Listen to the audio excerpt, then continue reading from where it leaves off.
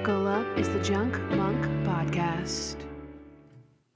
Hello and welcome to the Junk Monk Podcast. I'm your host, Kandyce and Noah, who you know from Instagram at Hardens and Hard Hats. And I'm Noah, your co-host, who you know from right now. If this is your first time listening, let us fill you in. We are picking up where the Junk Monk Podcast left off, hosted by Keiko Agena and Will S. Choi. I was a big fan of their podcast and was really sad to see that they stopped their show, so I decided to pick it up and I managed to find me a co-host. So here's the thing.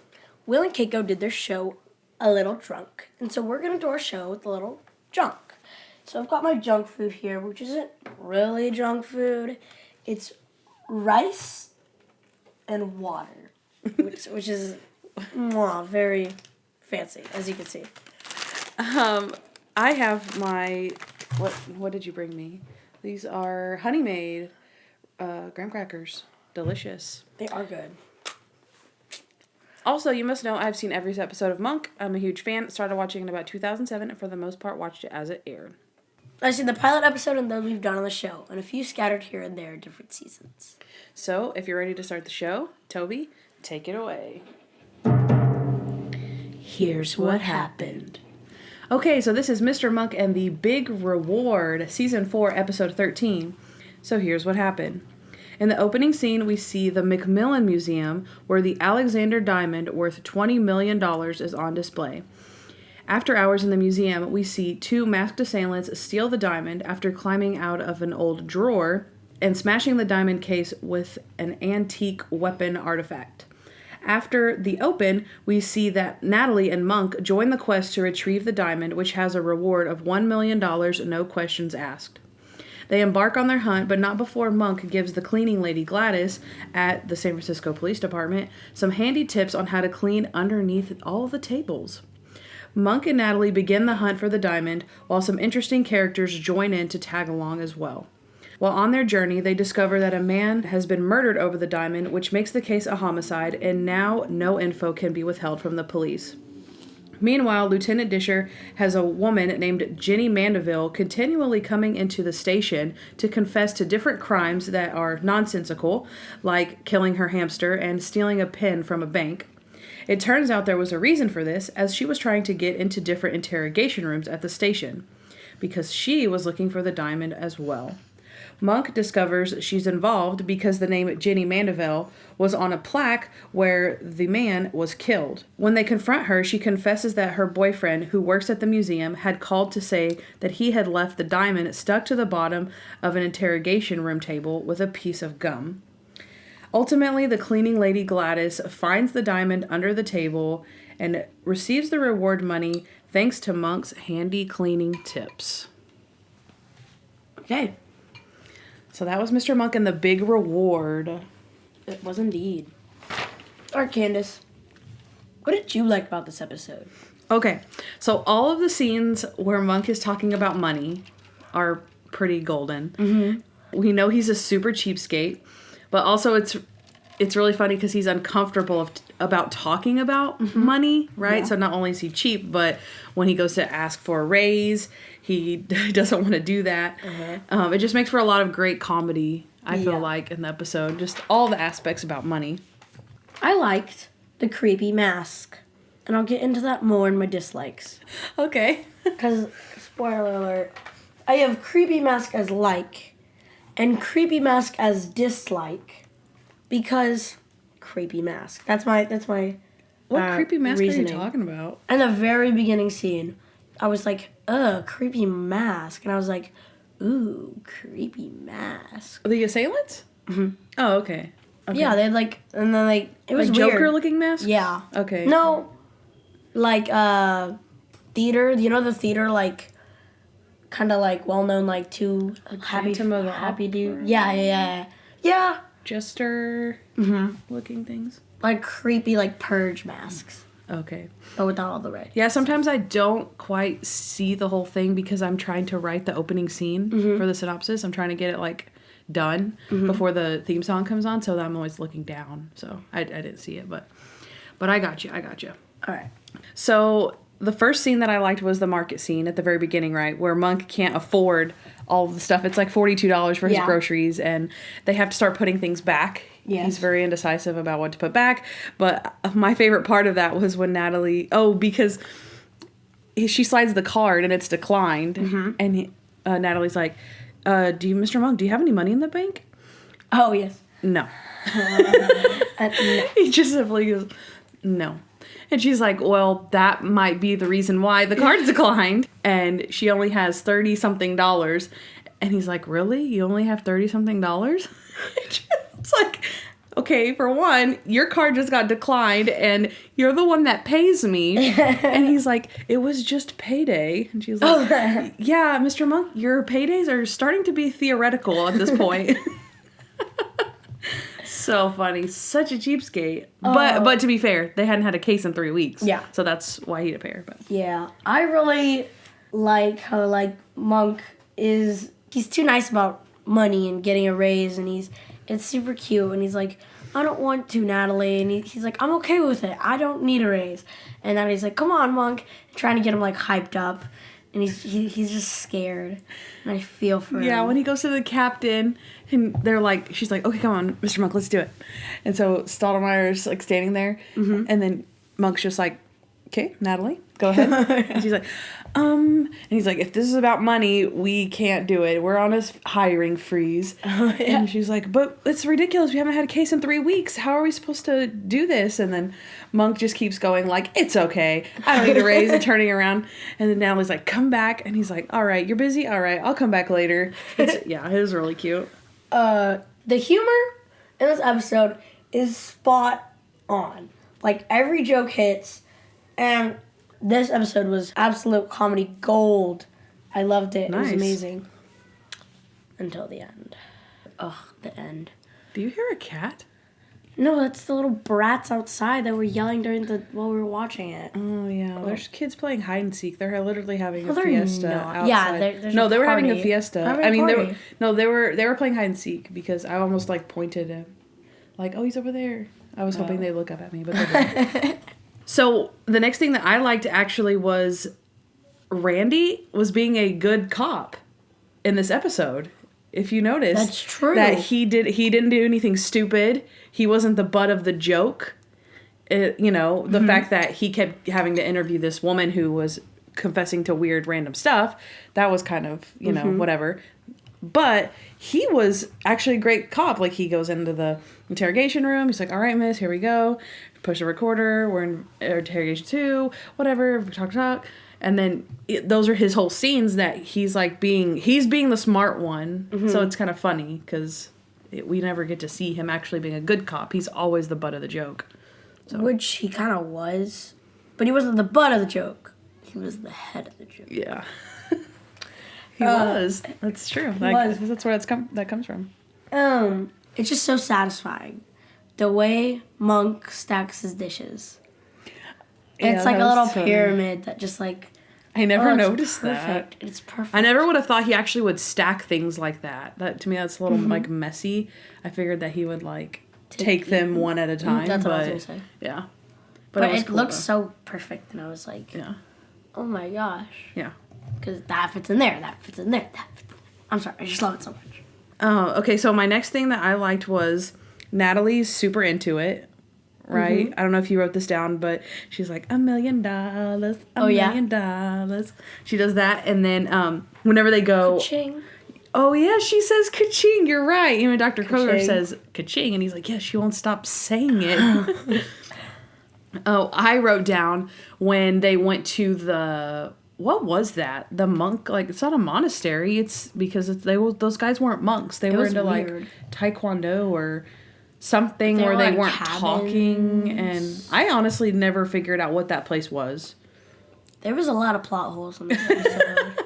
I never figured out what that place was, but it was some type of Asian-inspired, like, karate thing or something. It was kind of like a monastery, but this guy's not talking to her. Well, he's just doing these like weird like swooping karate motions, like all slow, and she starts saying, she's like, okay, we're looking for somebody who's like 5 foot tall who could fit inside a little cabinet, like a little scruncher, like sir, like a little scruncher, come on, scruncher. And so that was my Natalie super into it. Yeah. With the ka-ching and the little scruncher comment. She wanted that money bad. Okay, I had one more, but it's says, I have an addiction to faces, which I don't know what that means. Maybe it has to do with your creepy mask? It's not the creepy masks. Oh. I know it's not. You have an addiction to faces? That just sounds creepy in general. Yeah. I don't know if it's me or if I put it in the wrong thing for quotes. But I'll say a quote instead to save this. Ready? Fine, I'll save Lincoln. When Monk is talking in the grocery store with Natalie, that whole scene is so good.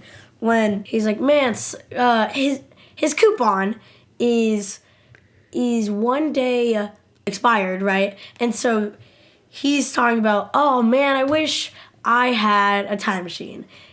And Natalie goes, if you had a time machine, you'd go back and use your expired coupon? Mm-hmm. And he's like, yeah. She's like, you wouldn't go back, save Lincoln? He's like, fine, I'll save Lincoln. You're always like this. Is that what he says? I should have wrote that down. You always do this. Yeah. That was such a good scene. I wrote a lot of quotes, and then I was like, this whole thing is quotable. Everything about this episode is quotable. That's funny because I have my last thing is probably why I didn't write down as many quotes as I usually do, which is I feel like they could have made a movie like special out of this one. Sometimes they make like 2-parters or they make like longer episodes. Like this could have been like Mr. Monk and the Big Reward is like a movie one where like he actually might win, the $1 million. Like maybe if they had maybe like lowered it, because the thing is that most people don't win those types of rewards, right? Yeah. And the hero being a hero of the movie or the show, they don't actually end up being a millionaire at the end. But maybe if the prize was like smaller, like $200,000 or $150,000 or something like that, Monk could win that.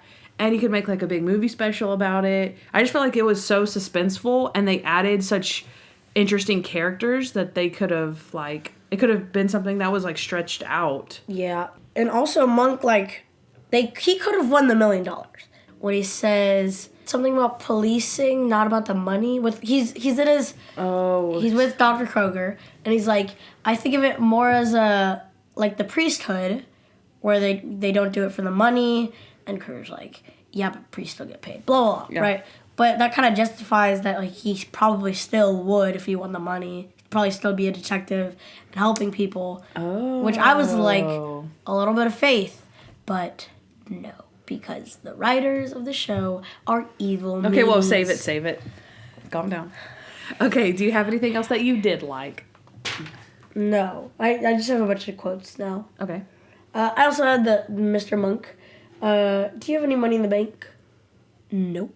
And I also had when Monk is talking with Gladys, or talking to Natalie about his relationship with Gladys, he's like, oh yeah, I used to talk with Gladys all the time and give her a bunch of tips.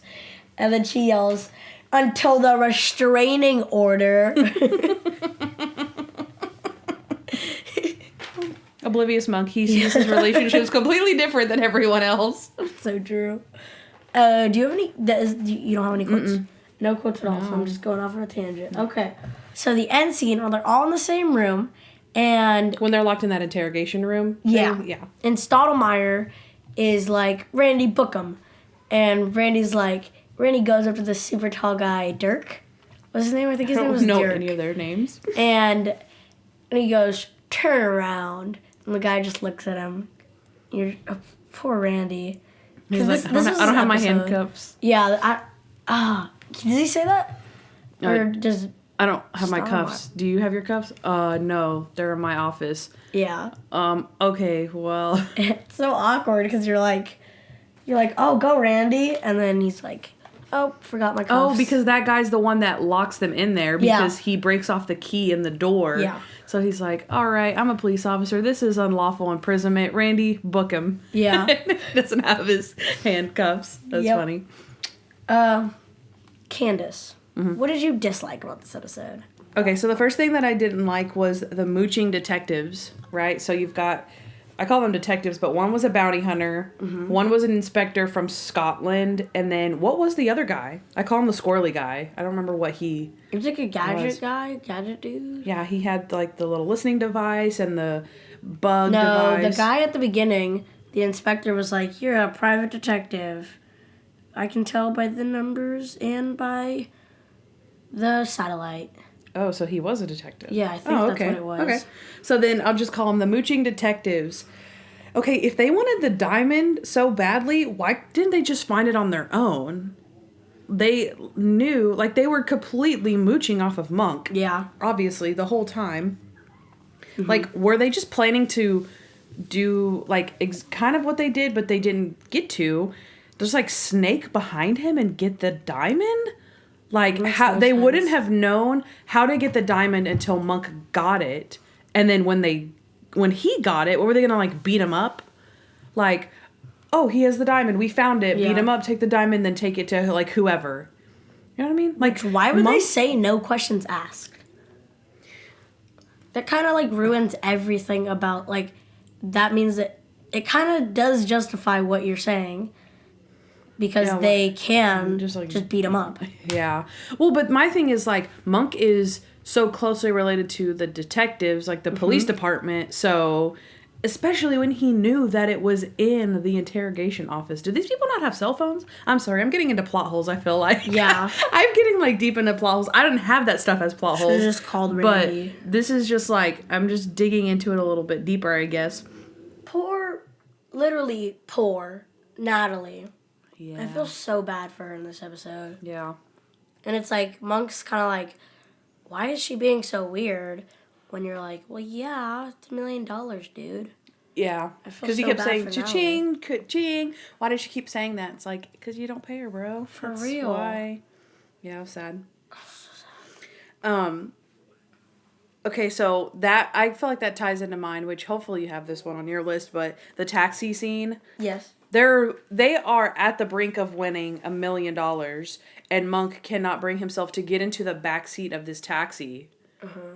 And then he can't, once Natalie pays him off with $72, he can't bring himself to get into the front seat of the taxi because the expiration thing is expired on the guy's car for 1 day.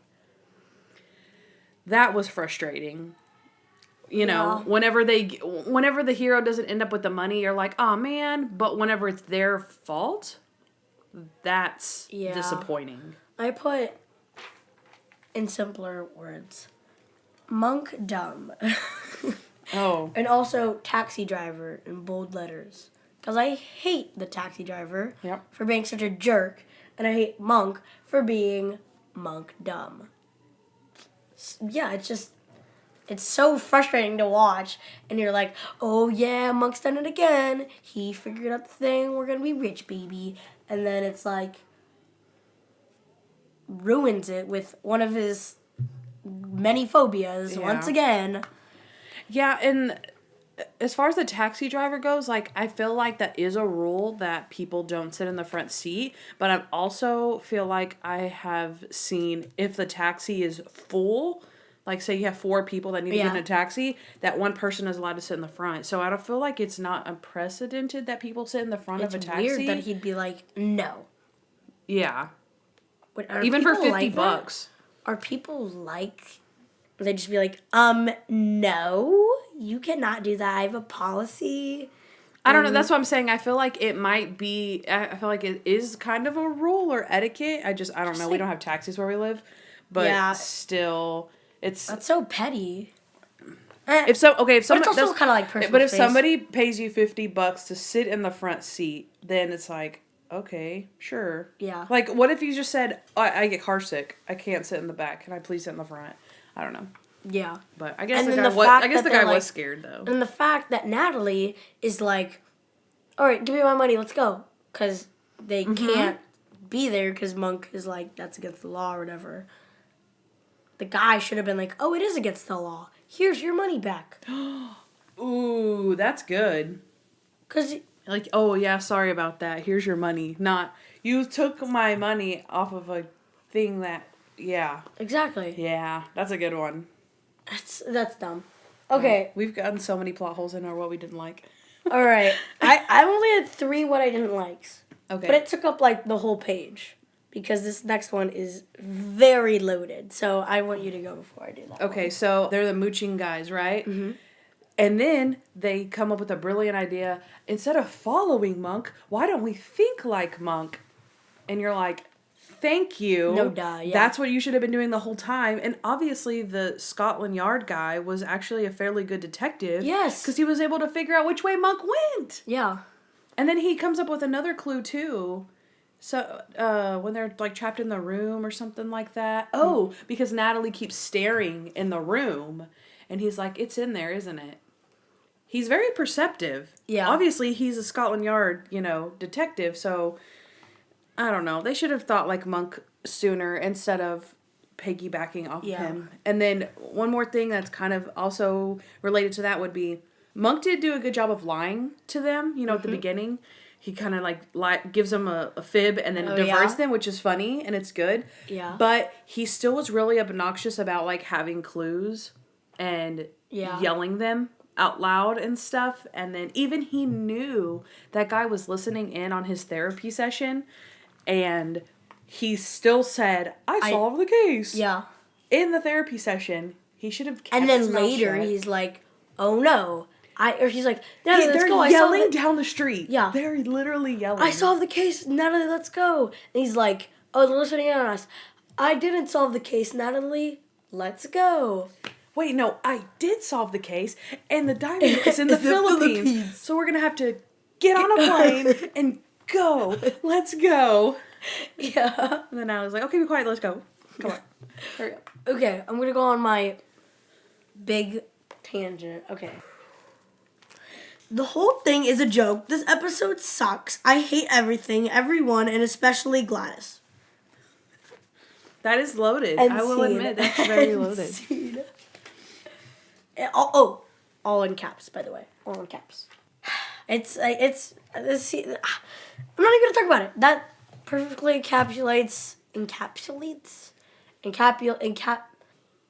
captures my hate for this episode. Because, okay, just go. I'm going to go. Just go. Okay, I put Gladys, not cool. Not cool. Monk would be annoying, but she is still so grumpy. Nobody looks under the tables. Why do I gotta clean under the tables? It's like, lady, do you hear yourself? That's disgusting. Yeah. You're just admitting that you don't clean under the tables. There's obviously gum under there because somebody stuck gum with the diamond, so do your job. And then one time she does, and I'm like, and clean the tables. Then she gets the reward. Then. Just check the tables for diamonds. Yeah. Is all I'm saying. Let's check them right now. No, I don't. Wait. No. All right, I'm done. You're done? Mm-hmm. Okay, next. What's next on the show? He's the guy. All right, as usual on the show, I don't know anyone, so I don't say anything. This is Kandyce's favorite solo segment. All right, take it away, Kandyce. Okay, I only have one person. I call him the squirrely guy. I didn't even look up what his name was on the show. I probably should have done that. I probably could right now. I should. Can you just scroll it? Okay, yeah. Okay, so I know he was played by DJ Qualls. That's what his name is. I don't know if that's like DJ like he's a DJ or DJ as in his name's DJ. But his name is DJ Qualls. Mm-hmm. And on Monk, he plays Rufus Computer Geek. Okay, so he's a computer geek. Okay. Mm-hmm. So I recognized him from a really old movie called New Guy, where this guy, he's a dork, and then he dresses up or changes, his persona, and he goes to a different high school, and he's now cool, so he's the new guy, and everybody likes him. So yeah, it was back in the day, 2000 something. Ooh. So yeah, that's all I have for He's the Guy. So So do you want to do a junk break? Okay. Is it junk break or junk time? I don't remember. We both looked at each other like, is that right? That's the right thing. We're saying that. Wait, because on my paper, we have snack time. And on yours, we have junk break. So not even. You guys have to vote in our comments. Okay, so let me get a little crunchy crunch.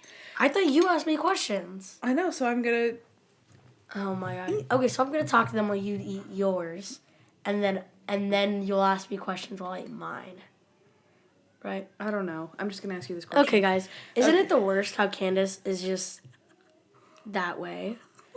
You know? Yeah, me too. Okay, what were you gonna say, Kandyce? Oh, well, now you have something in your mouth. Okay. See, this is what I'm talking about, everyone. She's so unprofessional, and I'm so confused right now. you need to clean up your act, is all I'm saying, Kandyce. That's all I'm saying. Okay, so my first question would be, what would you do if you had $1 million? Okay, what I would do with my $1 million, right? I'd first buy, I don't know, a submarine? No, I'd buy a house. Buy a house in Wisconsin. No, I'd buy Wisconsin. Not sure if you could have $1 million, but No. I buy a portion of Wisconsin. Wait. So you'd buy some land in Wisconsin. Yes. All right, next question. That's it. That's all I would do with my $1 million. Okay, so if I had $1 million, I'm a pretty frugal person, so I would just like plan out what I would do for the next few years. Like no job, no nothing, but like, all right, I can live off, $100,000 this year, $100,000 next year, then use like the rest of my money to figure out how I'm going to make more money with it. Because, it takes money to make money. Mm-hmm. So, but I'd coast for a little while off some winnings, but maybe for like a year, right? But then you got to do something. Uh-huh. So then you use the rest of the money to, Yeah, that's true. You'd be like, you're making your plan within your plan. Yeah. Because that's how plan... I was going to make like an adjective out of the word plan, but then that didn't work out, so... Planny. It's very planny of you. You're so planny. So planny of you. Gosh. Okay, so my next one. Did you notice the retainer comment at the end? Whenever Stottlemyre tells Monk and Natalie that Monk has now been put on retainer, so he's going to get 16 cases a year for the next 2 years. Uh-huh. So, did you catch what that was referring to? No. It's referring to they got signed for another 2 years of Monk for 16 episodes for 2 seasons. And Monk says, well, what about after that? And he says, we'll see. Like, aww. Yeah, it was cute. Was that the last episode? That was... No, it wasn't. No, this is episode 13.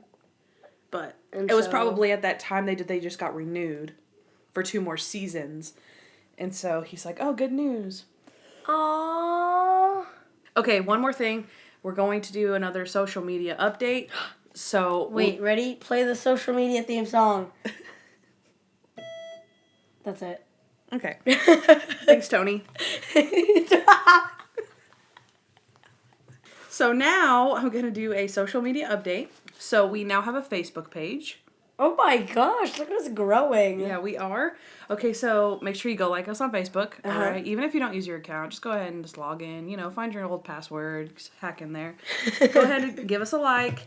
And there are a few communities in there that actually are completely devoted and dedicated to Monk. So our first shout out is going to go to the Monk TV show group. Okay? We've also got the Adrian Monk group. We have the Adrian Monk fan club. Okay. We've got the Monk heads. And we've got interesting. Tony Shalhoub himself. Club. Yeah. That's it. Yep. Is it like everything Tony Shalhoub, or is it everything Monk? Yeah, it's Tony Shalhoub more so. So there's a lot of Tony Shalhoub fans out there. So they have a lot of stuff. Like Marvelous Miss Maisel. Yeah. Mm-hmm. Like, so it'll update you on the stuff that he's doing now. Whereas Monk, was in the past. So all the Monk ones, they upload funny clips and funny catchphrases or sayings from, lines from the episodes and stuff. So it's fun. You can just read them and laugh and like them and comment with other people on there. It's pretty fun. So, join, you punks. Yeah, for sure. You little punks. All right, let's go to our next segment. We're on plot holes.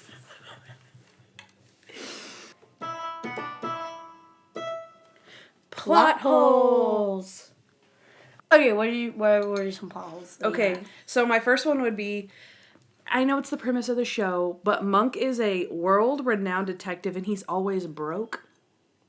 It's kind of weird. That's true. You would think that somebody somewhere would, I mean, because that's, a lot of the episodes are like that, where someone's just hunting him down, like, Mr. Monk, I heard you're the best. Will you do X, Y, and Z for me? Mm-hmm. And sometimes he says no, because, like, oh, I don't really do that kind of thing.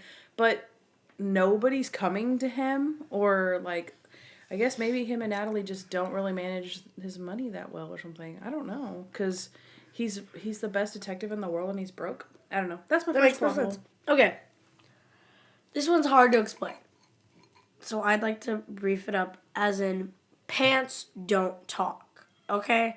Pants do not talk because in one of the scenes, Natalie and Monk are running from the other 3 detectives, right? And the other 3 detectives are like right on their tail, right? And so they run up to this what are they? Where are they? What are they? Okay, Monastery. We'll call it a monastery. They run up to the monastery dude, right? And they're like, hey, monastery dude, do you know where a scruncher is, right? And monastery dude does not talk, right? And so they run with people on their tail. And the 3 detectives go to the monastery dude. And monastery dude finally cracks and he's like, golly, he's in cabin 14. Because they pay him. They bribe him. Yeah. Yeah. And at the same time, while that's happening, Monk and Natalie go to some, like... Clothesline with a bunch of pants on it, grab one pair of pants off, like, the 6th over there, and look inside of it, and it says something... Like the guy's name. The guy's name, Cabin 14.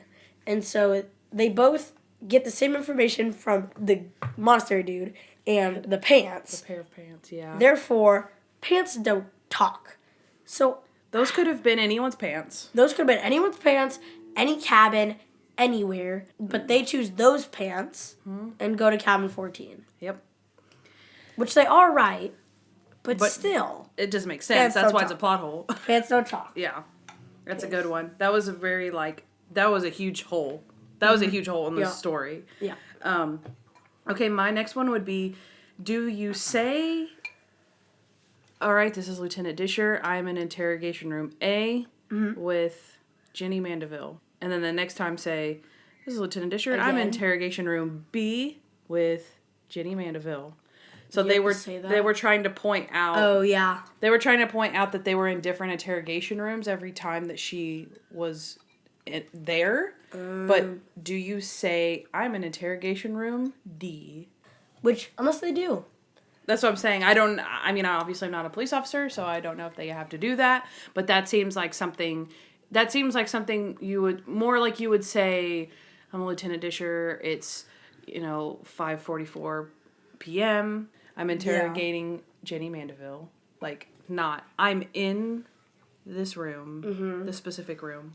It's kind of weird. Would that help? But yeah. I see where you're coming from. Okay. A PSP is not a stress analyzer. So, I don't know if anyone out there has a good old PSP, but in one of the scenes, Geek Rufus is like, he's talking about Monastery Dude with everyone else there, and he's like, Monastery Dude gives them a tip, and he's like, don't worry guys, I have a stress analyzer, so I'll be able to tell if he's telling the truth. And he takes out a PSP. And I noticed, hey, that's a PSP. Boom. Is that like a PlayStation Portable? Yeah, that's what it's called. Okay. Because it's like right in that drawer. Okay, so my last plot hole is they all run into cabin 14 to go see this guy and ask him some questions, and he's sitting straight up in a yoga pose and he's dead. Oh, yeah, you can't sit up when you're dead. Your body falls over. Mm-hmm. You wouldn't. That's not accurate. Yeah. There's no way. That's true. You could probably sit someone up and lean them up against something. Yeah. But you can't sit straight up. Your muscles won't contract. You just flop over. So, inaccurate. And I didn't even think about that. That is so weird. Got him. Got him. Do you have any more plot holes? No. Okay. But there were a lot that I felt like I was just not going to write down. Yeah. Well, I felt like we hit a lot, too, and what we didn't like. We kind of went for That's it there. true. Okay. How crazy was Monk this episode? Cha-ching. Okay. Ooh, I want to go first. All right. First, we're gonna start off with some crazy moments. Okay. Monk does not want to be rich. He's obviously broke, and he does not want to be rich. That is just crazy to me. He does not care about this $1 million. Monk, obviously, cleaning under the tables. Yes. Right? Maybe not necessarily such a crazy thing to clean under a table, but to be on the cleaning lady so hard about it, maybe a little crazy. In the scene when they're all running, and oh my gosh, it came to me. Does anyone remember earlier in the episode when I was like, I have an addiction to faces, right? And we're all weirded out. I have an addiction to races. I'm sorry, everyone.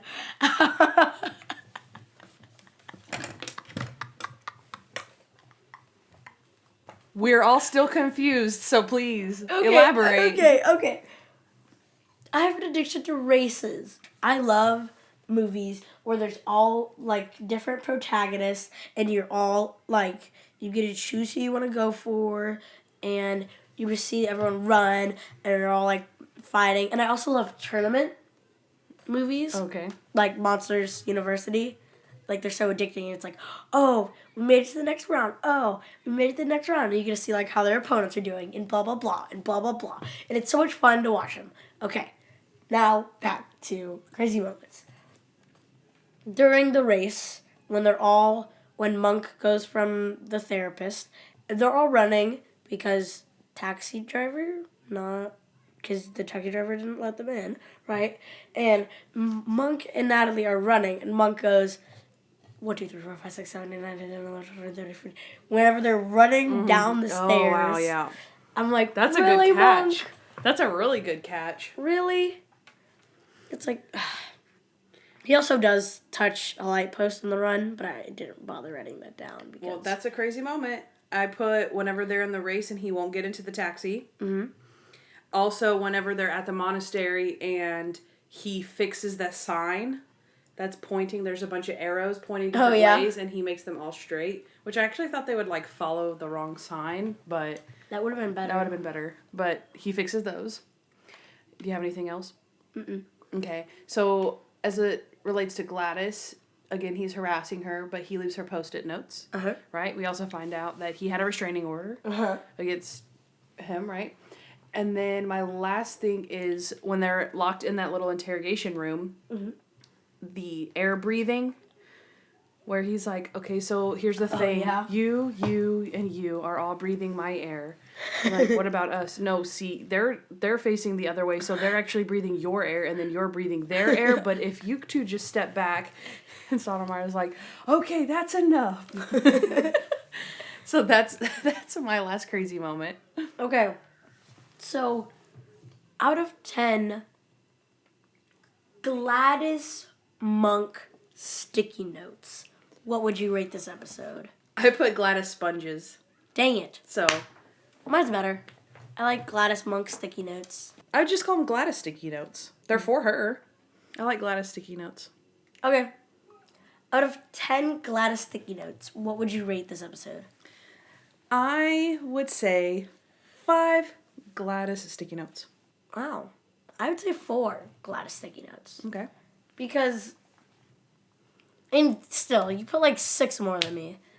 And there's only 1 more. I had 2. You had 6. Okay. You have 5. Here's my short explanation. I met in the middle, right? Between 0 and 10. Right in the middle because he didn't have a lot of crazy moments. Like half of mine are about him wanting her to clean under the table. So it's like he didn't have a lot of crazy moments. However, his other crazy moments led to him not winning $1 million. So, there you go. That's true.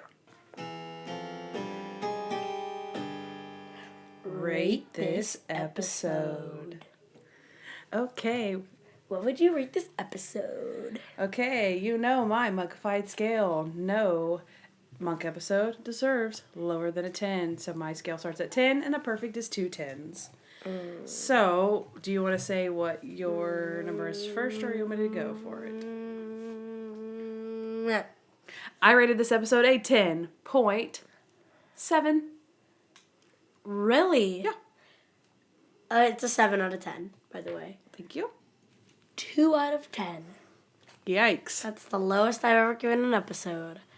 I gave it a 2 out of 10 in my frustration because Gladys sucks.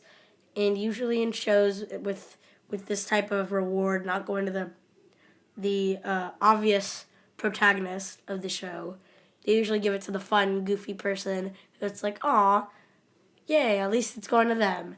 But no, they give it to mean, old, grumpy, stinky, smelly, uncleaning, bad, janitorial, flipping Gladys.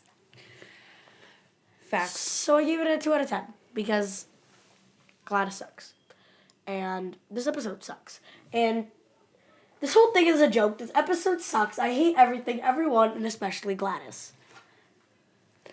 All right, so I rated this episode a 10.7. So I may have said this before, but I'm not the biggest fan of like gold treasure hunt episodes or like movies and stuff like that. Mm-hmm. But again, I still think it's a good episode. I never expect the hero in the episodes to win the money, but I do understand what you're saying, how they usually give it to somebody that you don't mind getting it, and Gladys was not that person, so I get that. I am happy, however, that one of the moochers didn't get it, because that would have been messed up. Yeah. It would have been better if the goofy lady who was like all sad about doing nothing, and if she wasn't actually lying about everything and just trying to get that diamond, she went in there and she got it for herself. Yeah. That would have been nice. Yeah. And I would have been like, haha, that's funny. Yeah. Not, this whole thing is a joke. This episode sucks. I have everything, everyone, and then especially Gladys. So anyways, nevertheless, it was still suspenseful and fun, so I give it kudos for that. So you Dunsky Bunsky?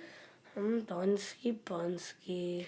All right, so I think we're going to go ahead and cut it off because guess where we're going? And I mean we, because I got invited Kandyce gets to go everyone. To Cotillion. Wait, ready? This is the Cotillion song, everyone. Oh my gosh. Cotillion song. Oh, not bad. Cotillion. Welcome to Cotillion. That's actually pretty good. Okay, so yeah, I get to go be Noah's date. I'm excited. What? Noah's so pleased. But so excited. Okay, so for real though, we're gonna go because we gotta go going. get dressed, all fancy like. So we'll see you next time. I'm your host. Wait. We just say bye. Oh wait. Okay, so then bye. I'm Noah. Bye. Bye. Bye. Hey guys, thanks for listening to the Junk Monk Podcast. We'd love to hear from you, so please rate and review us wherever you listen to podcasts.